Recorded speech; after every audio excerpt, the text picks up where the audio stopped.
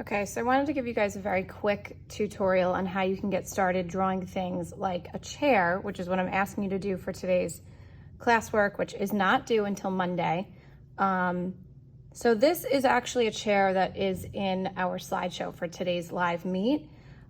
And I wanted to show you how you can get started in drawing things realistically, okay? So the first thing that we always do when we're drawing something that's realistic is we try to break it down into the simplest shapes that we possibly can.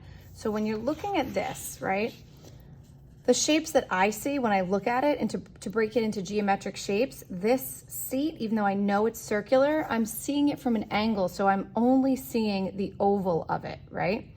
And then I'm gonna actually add maybe like a square at the bottom here, and I'll show you what I mean, to kind of break up where the legs are.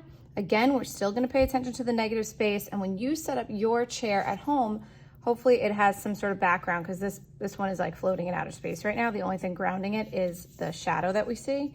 But I'm gonna get started, and then I'm gonna use maybe a rectangle for the top. So we'll show you what I would do to break this down, okay? And it might need some adjustments. So we'll start with the base, okay? So I see a circular kind of round. I'm gonna try to draw a little darker so you guys could see better. Round base, right? And again, I do a lot of sketching. So I'm not thinking that I find the right line the very first time. Okay, now I'm gonna do this line for here. I'm gonna do another line, which comes down further. So look at that space, I'm checking that out. Comes down further, it's almost like they're like a square. Then this goes back in space. This is here, and then my last leg comes from back here, and it kind of ends there. Almost like this creates its own rectangular shape. You see that? Which is pretty kind of magical there, right?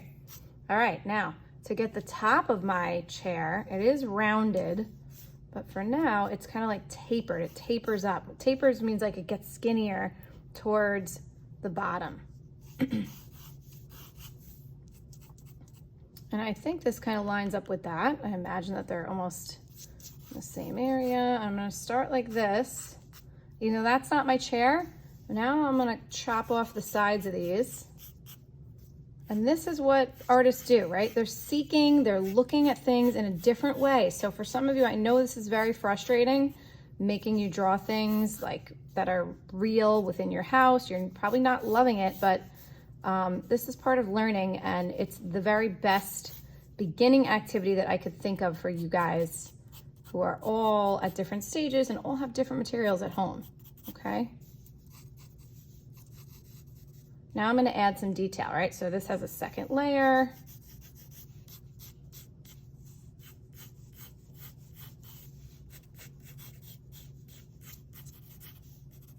Keeping it really sketchy.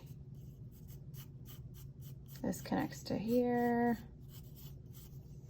There's one here also, but it's like overlapping. I'll add that after, some detail, right? The thickness of the stool. It's got a little bit of a pattern, which we can kind of hint at. Now this does come out. So now you can start adding those things.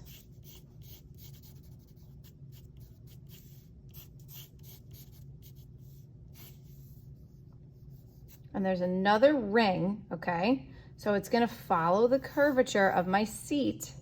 I'm gonna move it up here. And I only see, it kind of disappears behind the top. So it does the same thing that seat does, but it goes behind. All I'm asking is that you guys try and show me a little bit of effort, okay? If it doesn't come out looking perfect, that is totally okay. I just wanna see that you're trying, okay? And we are gonna be shading these, but that's gonna be our next activity, so please do not shade it. Hold off on the shading, even though it looks like I kind of shaded here. All right, and that is what I'm expecting to see for your contour line drawing for today, which is not due until Monday.